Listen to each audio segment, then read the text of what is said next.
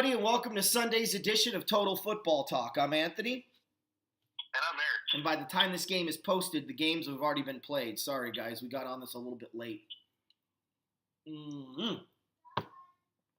Now, a couple things that I want to go over. I want to go over the games that were already played. So, starting with the Chargers and the Chiefs. Tennessee, take notes. That's when you go for two. Okay? In a close back-and-forth game that's been kind of even-steven and you're the road team, you take the victory. You don't play for the tie, especially against an offense like that. I'm telling you what, I'm getting more and more impressed, Eric, with Lynn as the head coach of San Diego. You know, while you say that, I want to ask you, Lynn, Bill O'Brien, or Matt Nagy for Coach of the Year, who do you like? What are my choices? Anthony Lynn, Bill O'Brien, or Matt Nagy? Ooh. Well, I definitely give the NFC Coach of the Year to Matt Nagy, but I'd have to say NFL Coach of the Year, I might just have to give to Lynn. I mean, if you look at what the Chargers have been up against, no fans at home, basically every game's a road game. They're beating top-level competition.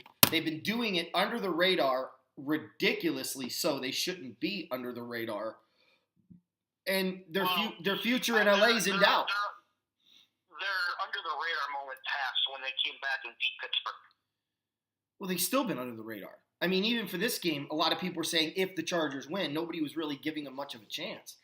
Well, no, because they had lost 9 straight to Kansas City. So, I mean, yeah, of course, you're not going to really give many teams a chance when you go in with a losing streak against one opponent. Look what happened with Cleveland and Denver. Cleveland hadn't beat Denver since 1990. Well, I understand that, Eric, but that's where you have to do your job as a broadcaster and look at it and go, no Kareem Hunt, a dinged-up Tyreek Hill, Eric Berry in his first game back in a Chief uniform in over a year and a half.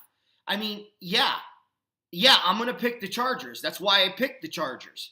You know, it's not just you line up on the field and you play with Larry Lipsticks as your quarterback and, you know, Becky Beaver as your wide receiver and somehow you end up, you know, still winning the game. That doesn't work that way when you go against a good football team. So, yeah, I'm just saying, it wasn't that hard to see coming considering that, yes, the Chargers were without Melvin Gordon, but their receiving core was pretty much left intact. The Chiefs' defense has been pretty much pathetic. And then if you look on the opposite side of the ball, they didn't have half their weapons, and the Chargers are healthy on that side of the ball. So, you know, I give credit where credit's due. It was a great game. At the end of the day, I think the Chargers are probably one of the – I think they're – I don't think there's a team that can win on the road as effectively as the Chargers since the 2005 Steelers. Dude, come on. They just won 2 tough games on the road. They've won a lot of games on the road this year. And they beat 2 of the best teams in the AFC on the road. Remember Jacksonville lighting up Pittsburgh in Pittsburgh? And no one gave them a chance in the divisional playoff game. And last time I checked, it wasn't Pittsburgh in the title game. I did. I told you Pittsburgh was going to lose. Right. Well, do you think the Chargers can't beat New England or Pittsburgh? Okay. In the playoffs on the road, yes, they can. Mm-hmm. Can they go into New England and win? Yes, they can. It's a completely different Patriots team this year. Agreed. Will they? That's a different story. What's that? I said, can they? Yes. Will they? That's a different story. It's a different Patriots team this year, though. They can beat the Patriots. The Patriots are extremely beatable. I'm not even picking them to win this week in Pittsburgh. Won't that throw a monkey wrench in everyone's plan, huh? I mean, listen, what the Chargers did, and you on Thursday, Troy Aikman on Thursday, and Steve Mariucci on Saturday all called the Chargers San Diego. It was hilarious. It's like all 3 of you were like in the same booth at the same time. It's the LA Chargers. Let's get it right. No, it's not. I have never called them the San Diego Chargers. You are such a friggin' liar. It's not even... And it's funny, Eric, because here's the thing. I want to give a quick backstory to this. The reason I keep calling them San Diego is I made it clear when the Rams moved to LA that it's not hard to tell yourself and to train yourself to call them by the name. An occasional slip here and there, that's fine. But you have to make a conscious effort to keep calling the Rams St. Louis. Now, notice no one's really called the Rams St. Louis except for maybe a couple of times, which I would consider a slip-up. But, you know, in the beginning when the Rams first moved, they were still saying it and go, oh, well, you know, the move, sorry, it's the LA Rams. Dude, that irritated the crap out of me. I am purposely calling them the San Diego Chargers. No offense, forever. But they don't belong in LA. They're not an LA team. Either go to San Diego, go to Oakland, but I'm not calling you the LA Chargers because you're not here. You don't belong here. And the fans have told you they don't want you here. So pick up and go somewhere else. And I think eventually they will. So for me, it is a conscious effort, and I'm doing it purposefully, and I almost laugh every time I do it. But getting back to the Chargers win, I think that, you know, because they lost to Denver at home in a WTF moment of the year, they've put themselves in a really difficult predicament. I don't know. Kansas City's only real threat to lose is next week in Seattle. If they win that game, I don't see how Kansas City doesn't have the 1 seed when all is said and done. I mean, they end. Yeah, because Kansas City's got Oakland in Week 17, and the Chargers have 2 tough teams actually playing against the next 2 weeks. Yeah, exactly. And I mean, the Chargers have the Ravens, but they're at home. And that could be a Saturday game. And then the Chargers are on the road against Denver, which is never easy to play. You know, but give credit where credit's due. This thing could come down to if the Chiefs can just stumble against Seattle. I don't know. They're both the same record now, so the Chargers would have to win out. Even if the Chargers beat, let's say they lost to Baltimore and Kansas City lost to Seattle, it's still going to come down to Week 17. All the Chiefs have to do is beat the Raiders and they win the division. Here's the thing, though, okay? The Chargers are 8-2 in the conference, and the Chiefs are 9-2 in the conference. But the Chiefs have 1 divisional loss, while the Chargers have 2. After the conference record, because the Chargers are actually going to probably have the same conference record if they win their next 2 games. So does it come down to division record? Because then the Chiefs would have the division record wrapped up. From everything I understand, it's division record first. It's head-to-head, division record, and then that's why the Chiefs are currently still in the first spot because of better conference record. I'm telling you, they would still be in that spot if they went off division record. Yeah, it'll be interesting. Yeah, I'm telling you, it's division record first. You got to take. It's the same reason. It's how you determine who wins the division.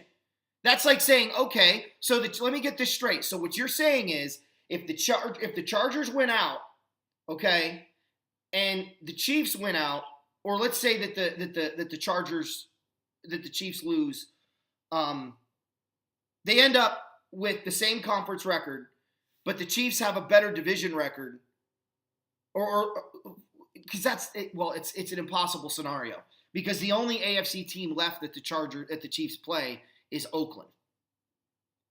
So in order for them to lose another conference game and to bring this into question, but let's look at it this logically. You have 2 teams with the same conference record, okay? Exact same conference record. But one team has a better division record. You're going to give the division to the team with the better conference record?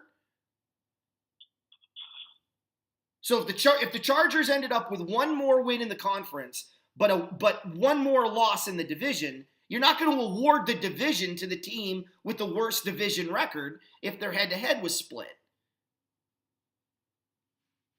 That's what the hell's the point of the division games? Comes into play or not. What's that? I said that I don't know if the schedule comes into play or not. No, it goes division record first. I'm just telling you. Anyway, look, big win for the Chargers. I was impressed with the going for the 2 at the end of the game.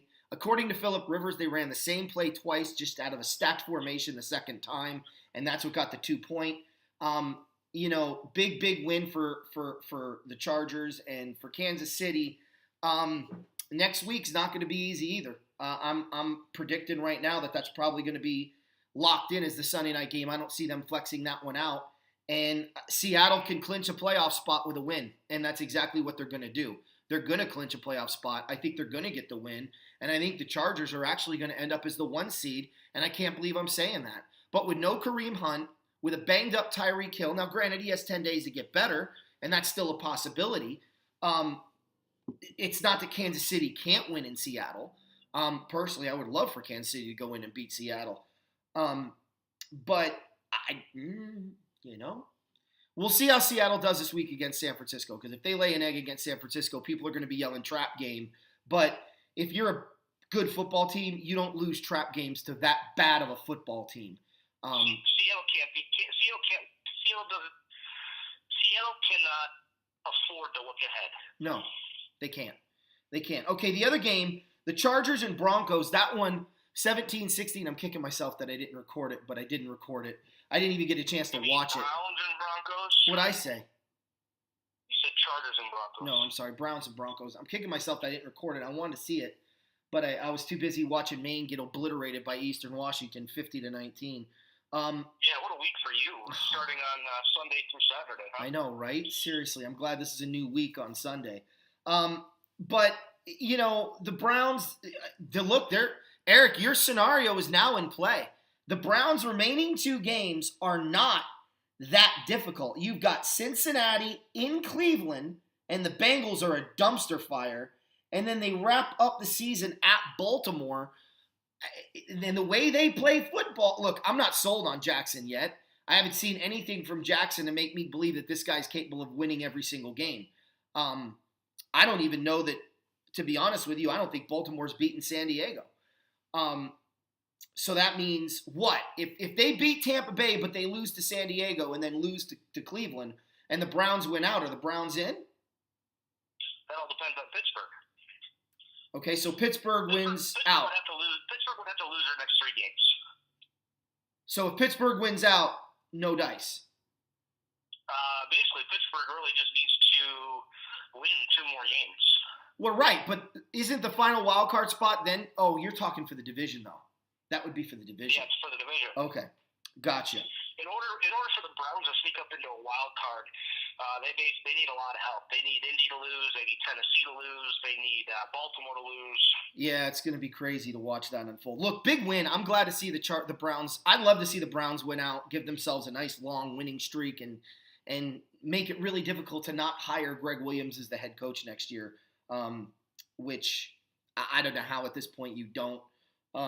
But then again, it is the Browns ownership, and we know what the Browns ownership likes to do, which is not much of anything at all. Now, you could look at Greg Williams' overall record and go, okay, is this just a circumstantial situation where he's really performed well because he's got these guys and he's been around these guys, but is this really the answer for the long term in Cleveland? I think that's a fair question. So if they do go a different direction, it's going to depend on the quality coach that they bring in. Eric, what did you take away from that Bronco-Brown game? From the Bronco-Brown game, Vance Joseph is overmatched. I know that they went for a field goal when they were down 17-13 to make it 17-16. Then just go for it. Go for it. A loss is a loss, whether it's by 1 or 4. It doesn't matter. Go for it. Go for the win. That's what your home fans want to see. That's what's going to get you fired or not fired. And Vance Joseph, I'm assuming he's going to be on his way out after the season, but I know Cleveland went for it deep in Bronco territory on 4th and 1. And now, they handed off to Chubb, and then the defensive lineman for Denver broke right through and knocked him back for about a 2-yard loss, which is fine and all. But then if he even got past that guy, the linebacker was coming through the other gap and gonna knock him down. So Cleveland didn't really prepare well for that. I think they just wanted to see how much they could run out the clock. And Baker was cool, calm, and collected under pressure. Now there was a couple of turnovers in this game by each side. Case Keenum looks lost. He's got nobody to throw to, nobody healthy on the offense outside of the running backs. Sutton was banged up. Deshaun Hamilton decided to actually play a little bit. They got really nobody to throw to, and for that game to be actually that close, I was surprised. I thought Cleveland could have easily blown them out. Denver's tough to play, man. 4-2. Greg Williams 4-2 in 6 games with Cleveland. Hugh Jackson 336-1. That should tell you everything. That does. Don't give me this. Oh well, Hugh Jackson drafted all these guys, or this is the team that he had, and Greg Williams is using Hugh Jackson's players. That may be, but Greg Williams is actually getting the most out of his players. He unleashed Baker Mayfield. The first quarter touchdown that Mayfield threw to Higgins was a dart. It was beautiful. First of all, again, they're going to be tough in 2019. 2020 may be a year where people in Cleveland finally get treated to AFC Championship game or even Super Bowl. Look, I've said this and I'll say it again. Coaching matters, and I don't care. Absolutely. I don't care if you bring in talent or not. If you don't know how to utilize that talent, it does you no good. I mean, one could argue that the cornerstones of this entire Ram offense is Jeff Fisher guys. I don't hear anybody saying Jeff Fisher would have done the same thing, right? So to make that statement about Hugh Jackson would either show that you are either blissfully ignorant or, I'm going to call it, you're a racist. That you don't want to get, that you are a racist. Because to sit there and assume that the only reason this guy's winning is because of what Hugh Jackson did, and you can't look at the information, you don't want to give acknowledgement to the guy getting the job done. And it's real funny to me because you look at the Jeff. It is exactly what Jeff Fisher did. These are all Jeff Fisher guys, but yet McVay is winning with them. So why? Why would that be different? Why would that be different? And the only difference between the two coaches, as I stated in my statement before, is you're dealing with two white coaches in LA, and in Cleveland, you're dealing with a black coach and a white coach.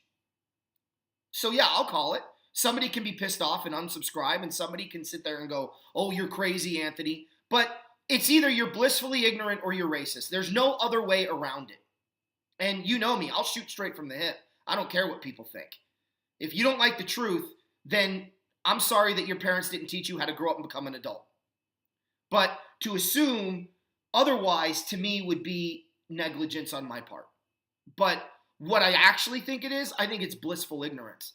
I think that there are people that have some sort of an affiliation with Hugh Jackson because he's a good guy and he's been around the league for a long time and they're trying to protect their own.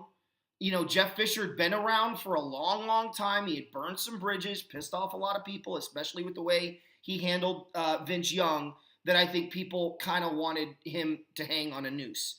So I think that's the difference between the two coaches personally. But make no mistake about it, it's either A or B. It is literally black or white. It ain't the other way around. It isn't gray. There is no gray in this issue. You're either blissfully ignorant, okay, and that I would qualify as blissfully ignorant is you want to protect your own because you really like him as a human being and a person and everything else, or you're racist. So I don't want to hear that Hugh Jackson crap anymore. Hugh Jackson is the second worst coach in the history of professional football. Wilkes in Arizona is the worst. It's as simple as that. End of conversation. And what does that say when Wilkes actually has more wins in his Cardinal tenure than Hugh Jackson had in his Cleveland tenure? And he'll end up with more wins than Hugh Jackson, make no mistake about it. But from a pure coaching ability standpoint, Wilkes is the worst I've ever seen. And that's just the way it is. But they need to be taking lessons from Anthony Lynn and Tony Dungy and these people. They should be contacting these people and going, what did you do with your talent? Because in every one of these cases, with the exception of Wilkes, I'll cut Wilkes a little bit of slack here. He's got not a lot to work with. Certainly not as much as Hugh Jackson had to work with in Cleveland. But the body of work for Hugh Jackson, for me, where he did less with more in Oakland and still managed to win 8 games is the difference between the two, in my opinion. But Anthony Lynn came in with an extremely talented team and that couldn't figure out ways to win. And look at what he's done in San Diego, which is why I think he should be coach of the year, period. I don't even think it's close. But anyway, enough about that rant. Houston and the Jets. I didn't watch any of this game. I went on a date with my wife. I was really happy about that. First time we went on a date in 4 years. Oh, there you go. I know. It was pretty nice. We had the kiddos, but we had somebody watching the kiddo, and the other one was with was out for the day, so we had an opportunity and we took advantage of it. So that's what I was doing during this game. Yeah, you have to. Oh yeah. Well, here's what I can tell you about that game. Actually, it was a game that I was actually surprised about, but I wasn't surprised with the outcome. I expected the Texans to win. Now, the fashion that they won I was actually surprised because the Jets actually gave the Texans everything that they could handle.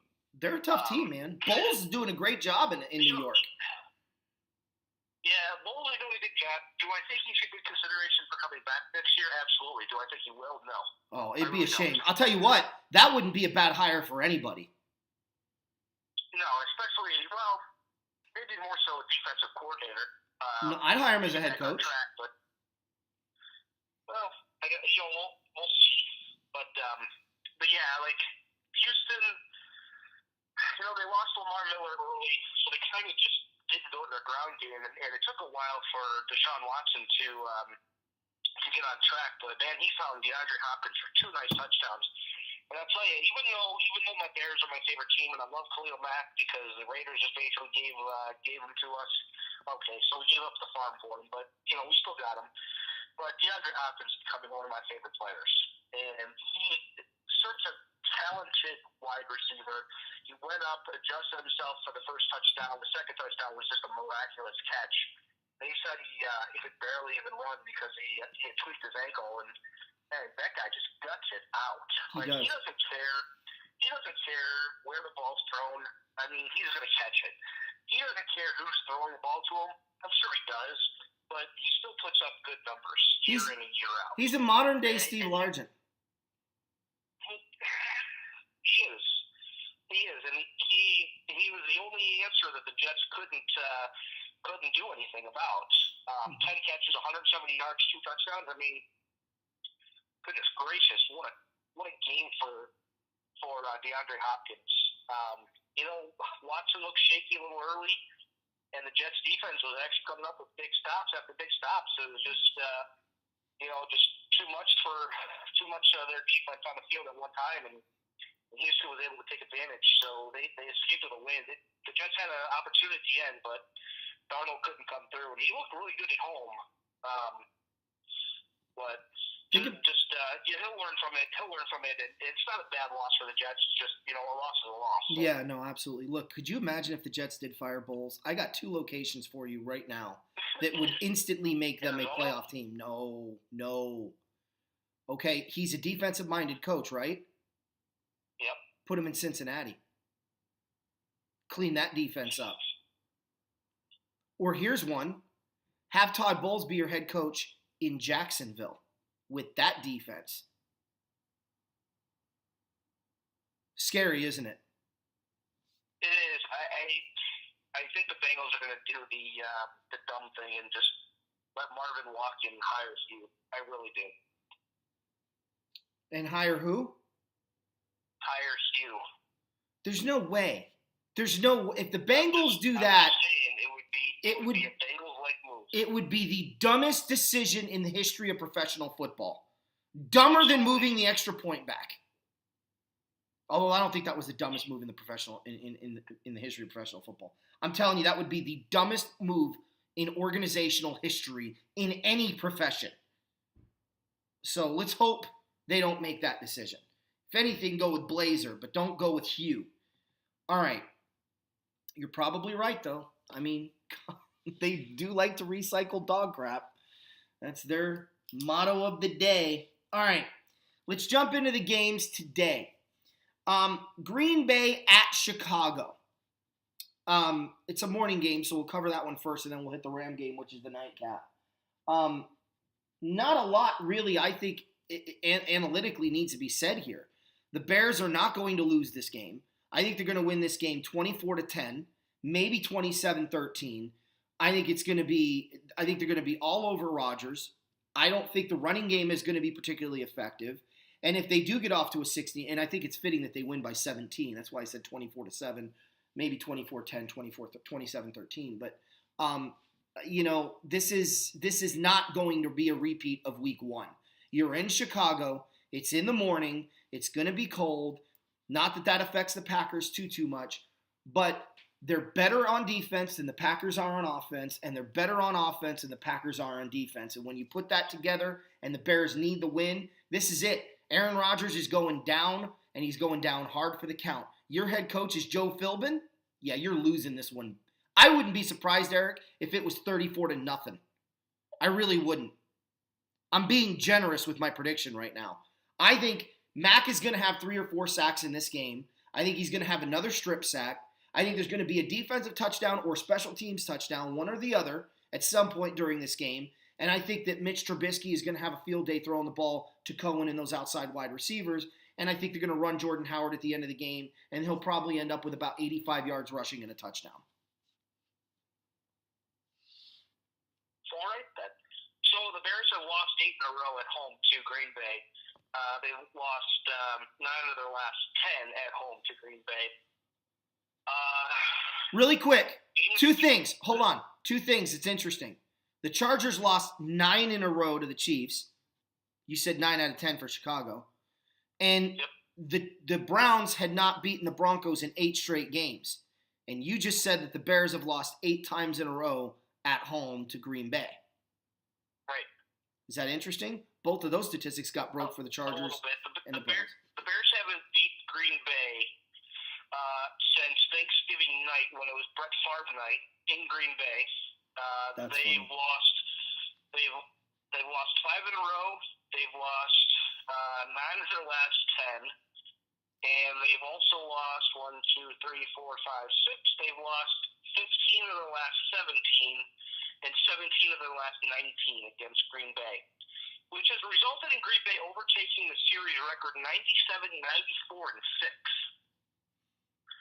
But I digress. Doesn't matter if the game is here. The game could have been in Lambeau. It wouldn't matter. The 2 teams going on two separate ways. The Bears going for a division championship. The Packers, who have technically slim playoff hopes alive, and I mean really slim.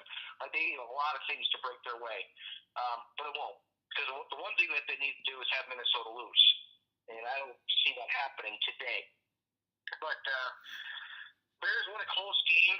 The game is actually the spread on this game is 6. The Bears don't cover that. They win 20-17. 45-yard field goal by Cody Parkey puts them ahead, and a missed field goal by Mason Crosby actually gives the Bears a win. Yeah. The Bears defense, you're going to see another big game by the Bears defense. I don't believe that they were looking ahead last week. Now with the performance they put on the field against the Rams defensively. Now Rodgers has had a really good career against the Bears defense, even though the Bears have had good defenses before, and the Bears have had mediocre to bad offenses. But I think with Mitch getting the rust off of them last week, coming back, seeing an opportunistic Packers defense and being able to throw on this defense, and it's not going to be as cold. It's actually going to be about 15 degrees warmer than last weekend of the game. Really, it doesn't matter where these 2 teams play. They could play in Antarctica. They could play on the North Pole or anywhere in between. It doesn't matter. Throw records out. I know the Packers have 5 wins. The Bears are going for their 10th win of the season. Give the Bears in this game, 20-17. It's going to be good throughout. You're also going to see Rodgers with a pick or 2 in this game. So pull off the whole consecutive passes without an interception because he's throwing a couple today. Yeah. Look, I'm going to jump to this game. I had a epic rant about Jared Goff, and I'm not going to necessarily change it now.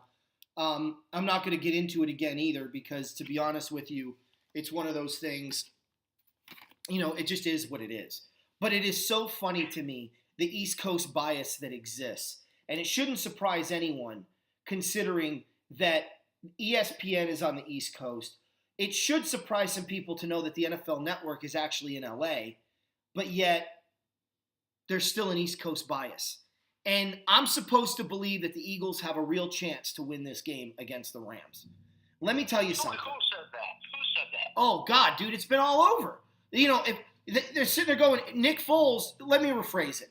This is how they're phrasing the Eagles have a chance. Well, remember what Nick Foles did last year. And Nick Foles has got the same team this year, and they're going to need to recapture that magic from Nick Foles. He does have the same team? Because apparently, looking at the running backs and secondary of their team, they don't have the same team. I know. And they're all banged up. Is Reggie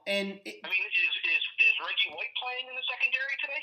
Here's the thing even if he was, that would be a benefit for the Rams. But here's the deal. The thing that really bothers me about a lot of this here's what the Eagles need to do if they want to make a run. Okay, the Eagles are done. Okay, I've been a Ram fan for a long time. When the Rams were out of the playoff picture and they were playing against a team coming off of a really difficult loss the week before on Sunday night, it was, here's what this team needs to do to regain their magic and be a favorite. But once again, all of the talk is on Philadelphia. Well, they're the defending champs, Anthony. Doesn't matter if they're the defending champs. All the talk is always about the NFC East and rarely about anybody else, unless your name is Green Bay or Seattle. And I'm done with it. I'm so done with it. Not to mention, you'd think the Rams lost to Chicago. Eric, I'd be a little angry if I were you. I would. Because everyone right now is acting like the Rams are some kind of a garbage football team who's got all kinds of problems on offense. The Bears apparently didn't do anything in that game. The Rams just played like garbage because they're a bad team. So you didn't beat an 11-1 football team. You beat a 1-11 football team. You're not serious, and the Rams are garbage. That's essentially what's being said right now.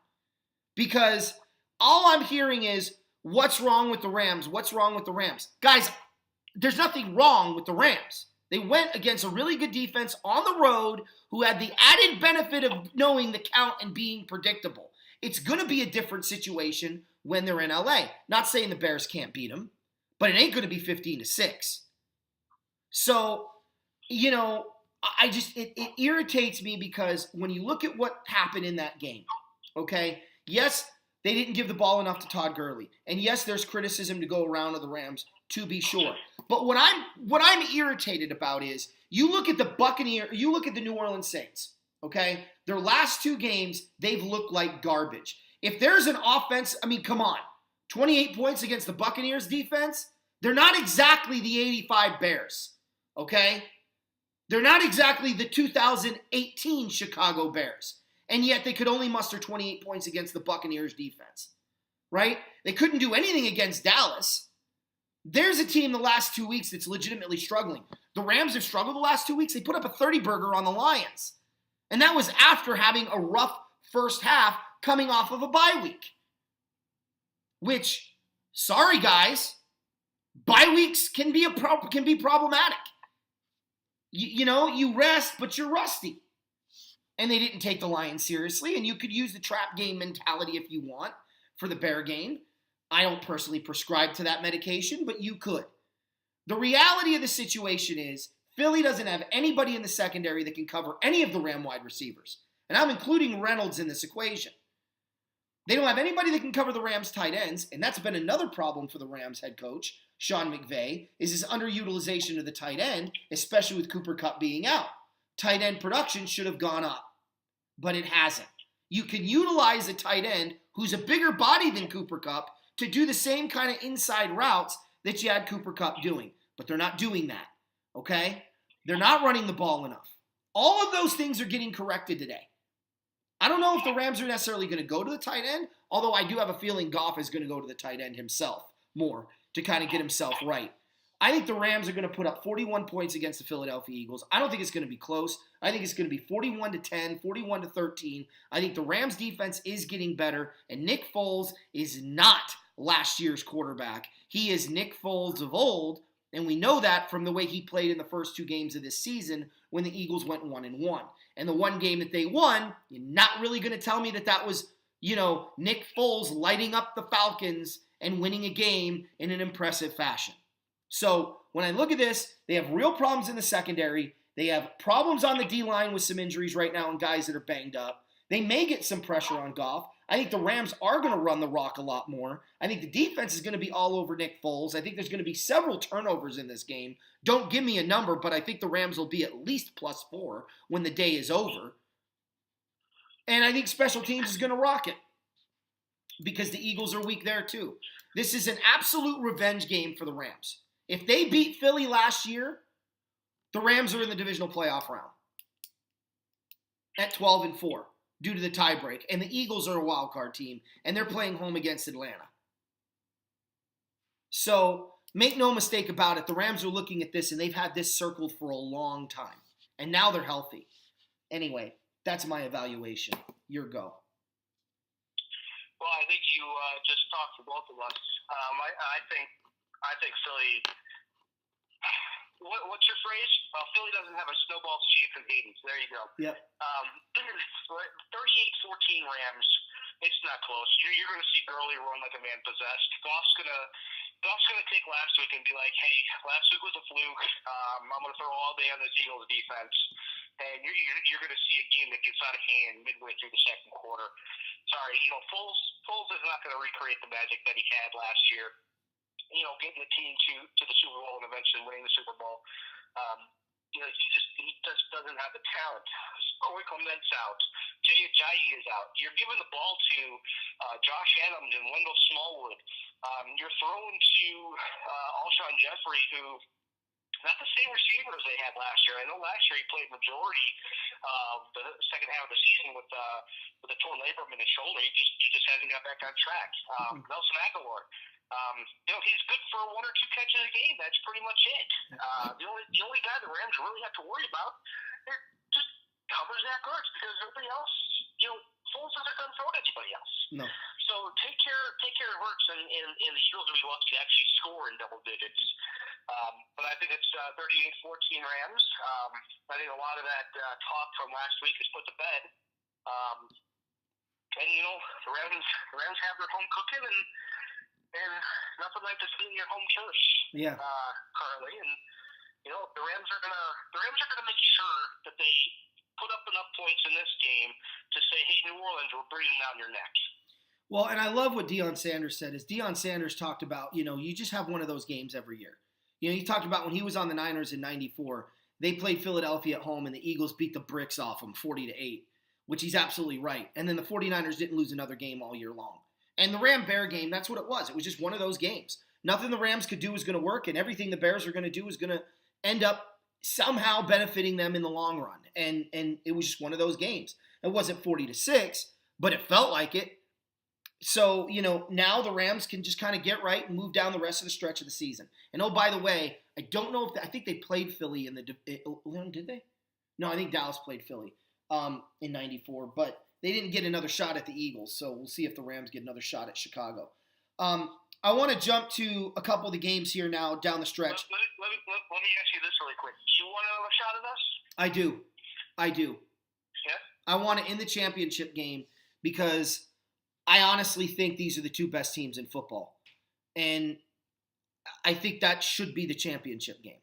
Now, that's going to depend entirely upon one of the other wild card games going a certain way, but yeah, I do. Because would I be nervous? Would I be as confident? No, and no. I wouldn't be nervous, but I certainly wouldn't be as confident as I was going in. Well, I wasn't confident going. I was confident the Rams are going to lose, but I wouldn't be as confident that the Rams are going to win because great defense always gets the edge on great offense.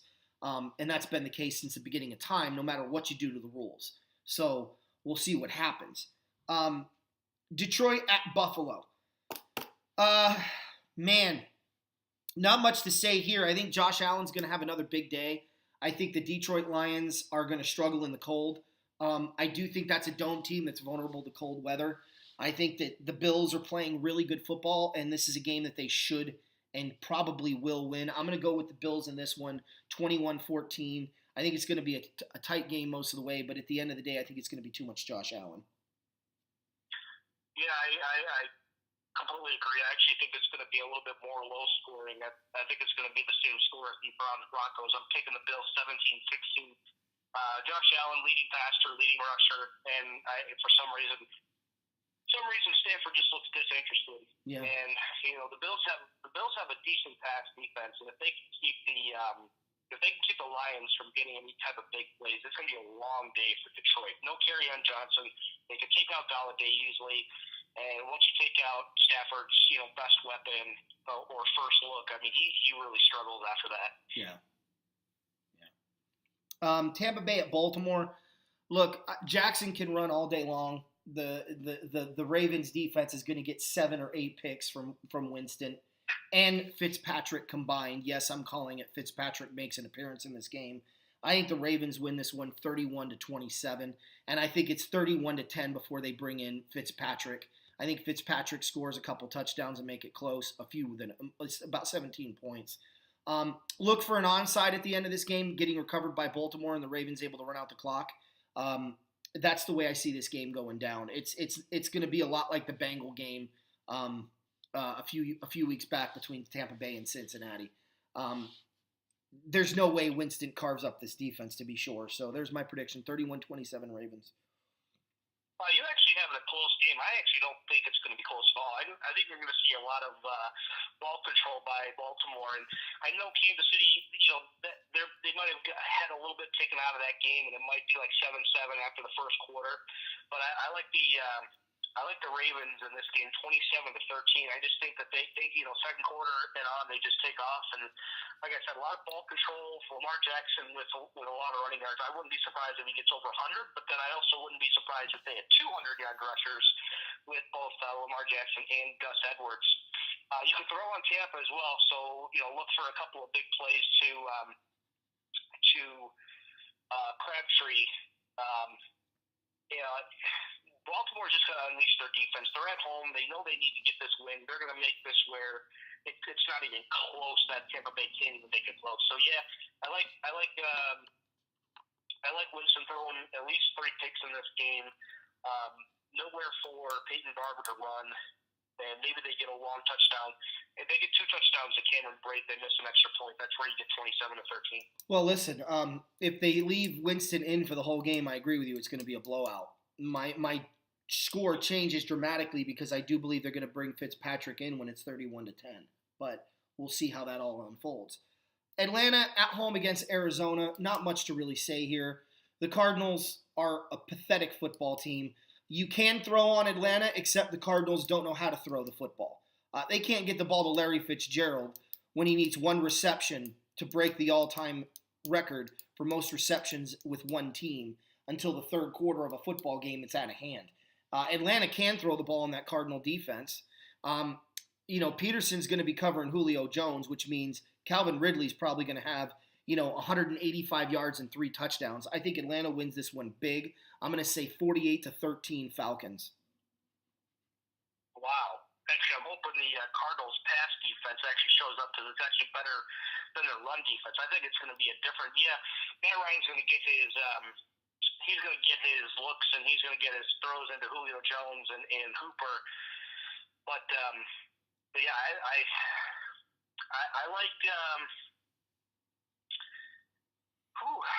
I like the run game in this game more. I like the combination of Tevin Coleman and Ito Smith for the Falcons to beat the Cardinals. I'm not going as high as 48, but I'll go 31-17 Falcons in this game. I just think too much, and Falcons defense actually has a good game in this game. Yeah. Oakland at Cincinnati. Look, the Raiders have had 2 emotional rival games going off already. I think they come down a little bit having to go on the road to Paul Brown Stadium. They're not at home. I think they're a different team on the road. I know Driscoll is the quarterback in Cincinnati, but Mixon is still the running back in Cincinnati. And I think that you can throw on the Raiders defense. I'm actually going to go Bengals here. I think it's going to be close. I'm going to say 17-13 Bengals. Yeah, I think you're going to see more of a ground and pound in this game as far as between the two teams. Both defenses rank the last 2 in run defense. So you're going to see Mixon with a big game. You're going to see Doug Martin even with a big game. But I want to favor the more experienced quarterback in this game. I just can't. It is Oakland. Cincinnati, Driscoll is going to play a little turnover-free football. Because really all Driscoll has to do is just hand the ball off to Mixon. But I think Cincinnati pulls this one out 21-20. Interesting. I'm looking forward to this game. I think this is going to be the shortest game of the year. I think the Giants are going to run the ball. I think the Titans are going to run the ball. I think you're going to get an old school football game here, and I'm going to give you an old school score. I think the Giants, because they're home, they're a 3-point. They have an advantage on 3 points. I always think that. And since these two teams are so even and they both can run the ball so well, I think it's going to be Giants 20, Titans 17. I think both running backs will be well over 100 yards. I think both running backs will score 2 touchdowns. I think it's going to come down to a field goal, and the Giants kicker can kick the freaking ball from Berlin through the uprights in New York. He's got that strong of a leg. I just give them the advantage with the kicking game just slightly. I'm going to go Giants 20, Titans 17, in what will be the fastest game of the year. This may only be 2 hours, 2.5 hours with commercials. Yeah, somebody's going to end up getting pass happy, and I think that's going to be Mariota. However, they're lacking a lot of weapons. They lost Jack Conklin, offensive tackle, to an injury, and they've also lost their tight end, Jonnu Smith, as well, to an injury. And then he was quickly becoming his favorite target. Listen, I think Derrick Henry's 200-plus rushing yards against Jacksonville was a fluke. I don't think he actually gets even 100 yards in this game. I think you're going to see more Dion Lewis. He's a little bit more shifty. He can beat the Giants' defense, but I also think it's going to be low scoring. The Titans can actually cover the run or stop the run, but we're talking about Saquon Barkley here, and Saquon has really only been shut down once or twice this season, and one of them was the Redskins when they were almost fully healthy. I don't think Tennessee does that. I think this is a crucial loss for Tennessee, but I do like your old school score. I'm going to actually go 16-13 Giants. Nice. All right. I'll let you do the Dolphins-Vikings because I really don't know. Dolphins-Vikings. I'm curious how Ryan Tannehill is actually going to fare in this game. He actually left last week for a little bit due to an ankle injury. It's technically still bothered him throughout the week in preparation for this game. No Xavier Howard for the Miami secondary, so that's going to give a lot of opportunities to Diggs and Thielen. And I like Minnesota actually coming back, and they're gonna. This is a statement game for Minnesota. They need this game to stay in the wild card hunt, even in the NFC North hunt. Should the Bears end up losing in this game, because if that happens, Week 17 might be for all the marbles in the division. Hopefully not, but it could be. Minnesota really needs this game. I do not see Minnesota losing this game. A lot would have to go wrong for Minnesota to lose. I think they would need at least a handful of turnovers and Kirk Cousins actually being out of this game, especially early on. But I don't see that happening. Minnesota with a big statement win. They have their new offensive coordinator. They're going to put this win on Zimmer and be like, you know what, we knew all along it wasn't the head coach, it was the offensive coordinator. And Minnesota wins this game pretty handily, 31-15. See, I don't think it's going to be that bad. I think it's going to be a great game. I think it's going to come down to the Vikings' ability to stop the running game and force Tannehill into situations he doesn't want to be in. I don't think the Vikings' offense is necessarily is going to be shut down. I can see a 24-21 Viking victory here, and that's going to be my prediction, but I think it's going to be nip and tuck the whole way. The Patriots are going to be set up nicely because both the Titans and the Dolphins would have lost, which means all they have to do in the afternoon is beat the Pittsburgh Steelers, and they will either make the playoffs or win the division. Well, in this case, they would win the division. The Titans winning or losing doesn't matter to the Patriots. Gets them in the playoffs if the Patriots win. Patriots, I just saw that scenario today. If the Titans lose and the Patriots win, they clinch a playoff spot.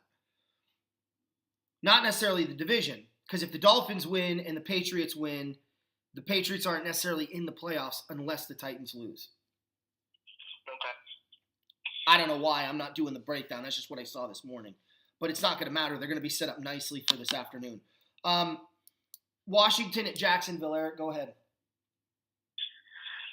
Cody Kessler versus Josh Johnson. Ooh, wow. God, I wish I got this game here.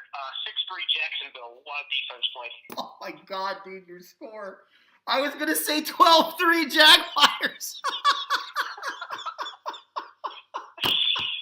Oh, my God, you almost got the exact same score. Look, a lot of defense, not a lot of offense. Neither team's going to be able to move the football. It's going to be embarrassing to watch. I actually benched Thompson at the last minute in my fantasy game. I'm going to go with Tyler Boyd. I just don't see it. I don't see how either team is really going to produce any kind of point production in this game. I couldn't agree with that pick any more than you got. I'm going to go 12-3 Jaguars. All right, in my opinion, the best game of the morning docket. Dallas at Indy. Go. Well, Dallas is coming in having won 5 in a row, and Indy just snapped the Texans a 9-game winning streak last week, and they played an impressive game. Dallas is firing on all cylinders. They got Zeke, who's playing well. Prescott is playing decently, and Amari Cooper's just been going off on everybody since they've acquired him. And Dallas is pretty much NFC lock to win the division. Indy, on the other hand, they're playing for more. They're playing for getting into the playoffs. I'm not saying Dallas isn't, but I just think there's too many injuries in the East with everybody else. And this may be a week where Dak Prescott's got to run a little bit more because he's missing Zach Martin on the offensive line. But I think that they can curtail that with a lot of running the ball with Zeke and play action pass. Indy, on the other hand, they're playing really good football as well. They need this win to stay with the Ravens. They won't have to worry about Tennessee, especially if they lose to the Giants. But, Indy, T.Y. Hilton is actually going to play, which is good news for them because they really need him in the lineup to have any chance. And to me, this game all comes down to quarterback play. I will trust Andrew Luck a little bit more than Dak Prescott right now, no matter how well Zeke runs the ball. Give me Indy in a close game, 24-20, and they snap Dallas' 5-game winning streak. I think they snapped Dallas's winning streak too. I believe they've won 6 of the last 7 games, with that loss to Jacksonville being the only hiccup along the way. The Colts have looked really, really good. They've been a completely different team since that fiasco against Houston at home. I think Dallas's defense is legit. I think people need to be concerned about it. I think one of the more fun games that we're not going to get in the postseason in the NFC could have been Dallas against Chicago. An old-fashioned defensive game that might have been like the 1970 Lions-Cowboys game, 5-0. Could have been the final in that one. But I just think it's going to be a great game. I think it's going to come down to the quarterback. And I agree with you, Eric. I trust Luck a little bit more than I trust Dak Prescott. And I'm going to go Colts 16, Cowboys 13, the exact same score to Super Bowl 5. Not intentional, just realized that now when I was saying the score. But I do think the defenses are going to keep the offenses down enough. And it's going to be a field position game and a defensive game. Yeah. All right. Seattle at San Francisco, go. Seattle wins this game. I think it's going to be close only because it's in San Francisco, or I should say Santa Clara, which is 40 miles south of San Francisco. Why they still call them San Francisco is beyond me. However, Seattle squeaks out a victory in this game, 23-17. I think they struggled with Kittle early in this game, but finally are able to cover them. Too much of Chris Carson and Mike Davis against that San Francisco run D. You can run on them all day, and even Russell Wilson gets outside the pocket and runs for a couple of first downs. That's sustained drives. So yeah, 23-16, 23-17 Seattle. They win this game and pretty much can punch their ticket to a playoff spot. Yeah. Look, the 49ers football team resembles the city of San Francisco streets. They're crap. And if you don't know what I'm talking about, go ahead and Google image San Francisco city streets. They're covered in human fecal matter. They're covered in homeless people. They have tents. It looks like a third world country. If you want to know what socialism looks like, go ahead and Google San Francisco images, and you can see what socialism and communism looks like when you have everyone making the same, which is usually pennies on the dollar, while the aristocrats and people like Nancy Pelosi will make millions and millions and millions and billions and millions and billions of dollars. But I digress. This isn't a political show, just a statement of fact. So, like the city of San Francisco, the 49ers are crap, and they have no hope for the future. Their hope for the future is on the sideline and recovering from one of the worst type of knee injuries that one can have. I've seen a lot of careers come to an end to that kind of an injury, especially at the quarterback position. It's not going to be easy. We'll see. You want to know what your future looks like, San Francisco, go ahead and take a look at Carson Wentz and how little he was effective this year and what kind of a difference that team looked like with Carson Wentz this year as opposed to last year. So, yeah, I think it's going to be a cakewalk, actually, for Seattle. I think the Seahawks are going to walk out of this building with a 34-10 win. I don't think it's going to be close. I don't think the Niners have any fight left. Pierre Garçon just went on the IR. They're basically playing with people off the streets. Maybe they employed one of those homeless people to play wide receiver because that's about all they can find right now because there's not much out there for them. It's ugly. It's as ugly as the city of San Francisco is, and it's fitting that the team is parallel with the city because it's not going to be pretty. That's all I can say. I'm going to stick with it, 34-10 Seahawks. And they could pretty much, like you said, all but punch their ticket. Next week, Seattle plays against they're home against Kansas City. If they win that, they've certainly clinched a playoff spot, but they can afford to lose that because they end the season at home against Arizona, which will be a similar score to the 49er game, to be sure. New England at Pittsburgh, go. Oh, so you're having me go first on this game. I like it. All right, good. Because I got a lot of good information on this one. These two teams have faced each other before today 31 times. Anthony, would you like to take a guess at the overall record? 16-15. Unless you looked it up, you're exactly right. In favor of New England. Yeah. Okay. This is a tale of two different 15-game seasons for them. Pittsburgh started out the series going 12-4. They have gone 4-11 since. They haven't beat the Patriots since the day before Halloween in 2011. All right. Wow, everything points to New England, right? No. However, New England is 3-4 on the road this year.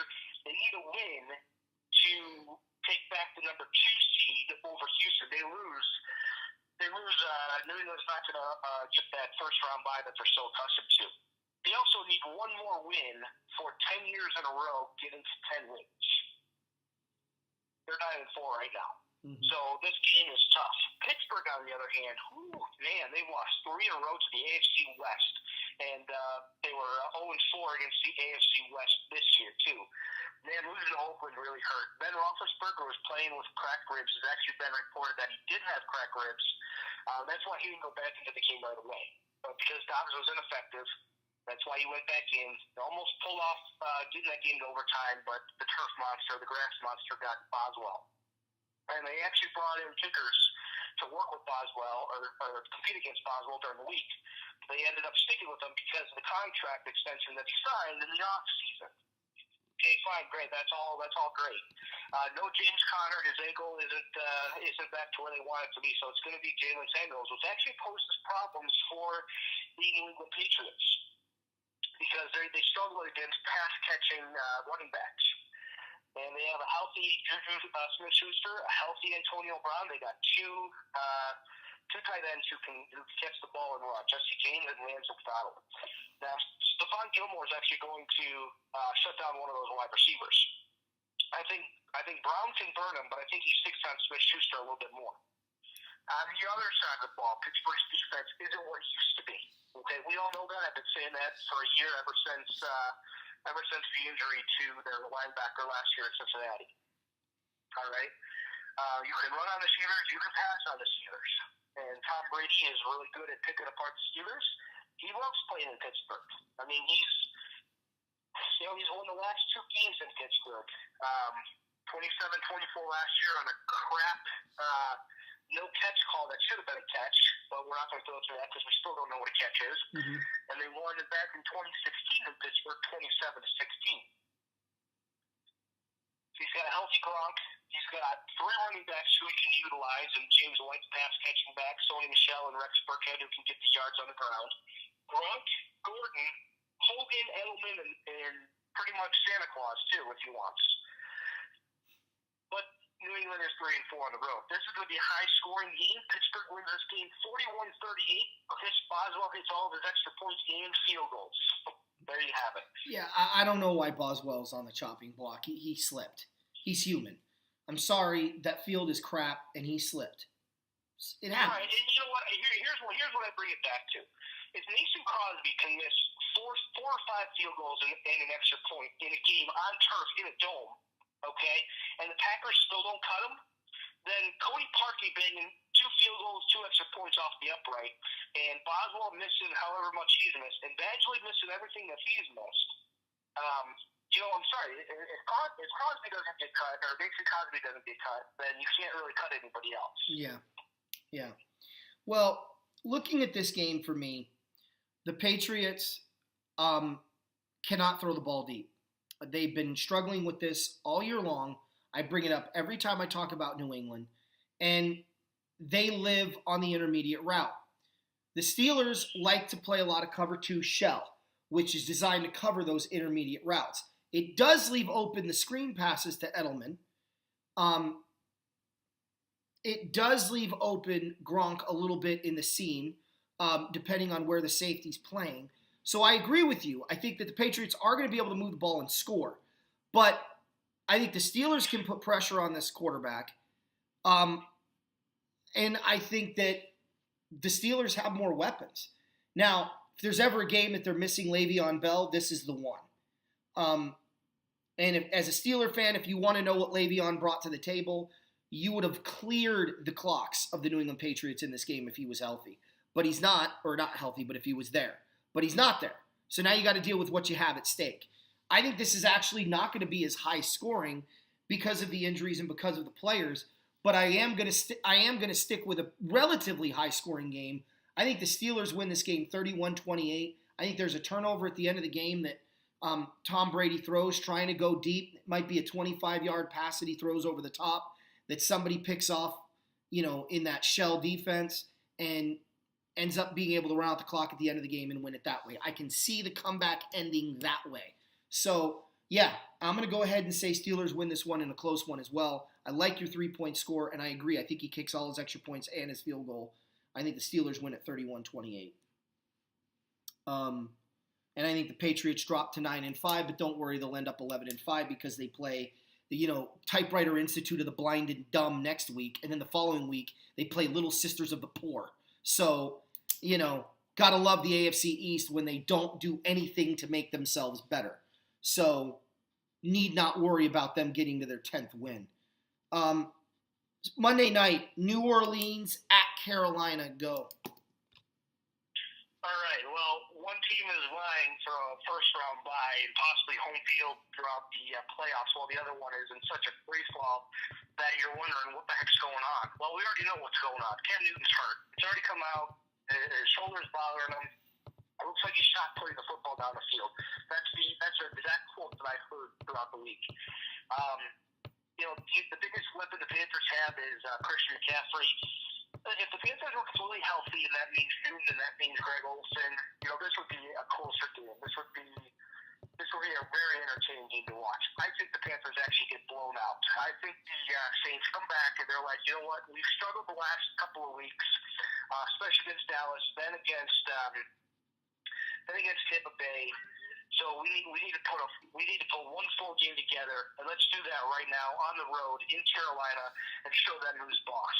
But what I thought was funny, and I applaud whoever sent this, but the Saints and Panthers played 3 times last year. The Saints beat the Panthers all 3 times. So somebody, either within the organization or a fan, sent Cam Newton the broom, which I thought was freaking hilarious. Cam wasn't too pleased. Listen, Cam, it's going to be 4 in a row from last year to this year that you're going to lose, and you might as well make it 5 too. Because not only has your wild card playoffs gone down the toilet, but your season is going to probably end up at 6-10 or 7-9. Now, I know there's injuries and whatnot, and Christian McCaffrey is your biggest weapon. The Saints defense, they can cover and stop the pass. So that Lattimore and Eli Apple are going to be on Curtis Samuel and DJ Moore. So there's really going to be nobody else for him to pass to except for Ian Thomas and Christian McCaffrey out of the backfield. McCaffrey can only do so much. You need the whole team and the whole offense to step up. And that's where New Orleans comes in, because their offense is going to step up no matter who is catching passes for Drew Brees.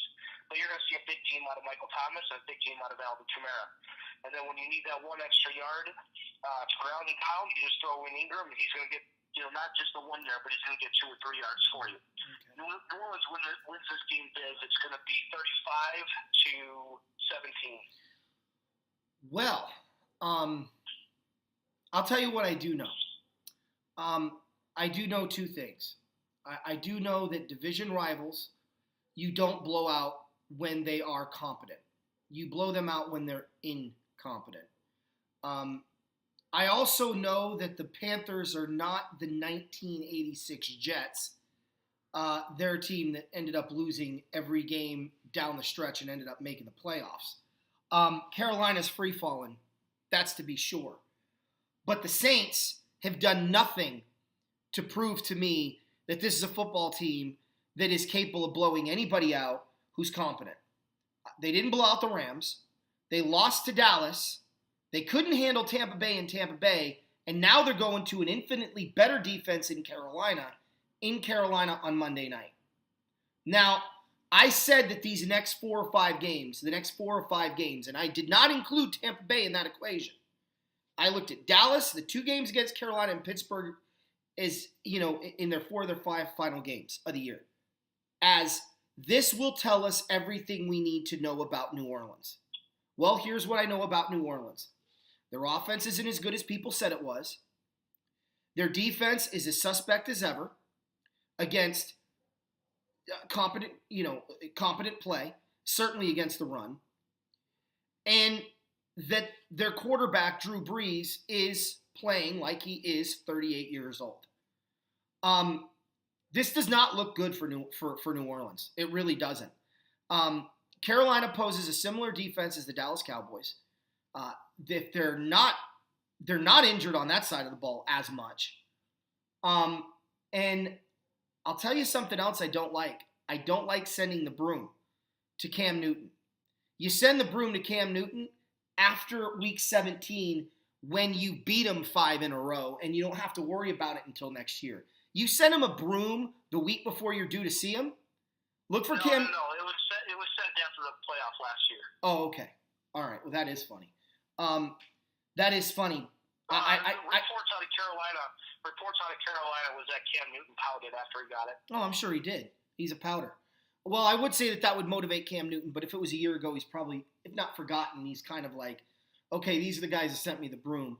Look, the injury to Cam Newton is a concern, but I'm more concerned about the Saints' offense and what it actually is, because we haven't seen it the last 2 weeks, and they're playing against competent defenses the next 3 weeks, and I don't like that matchup if the Saints are going to keep playing the way they've been playing, and I think that Carolina is a better team defensively than Tampa Bay is, so I'm going to go upset special here.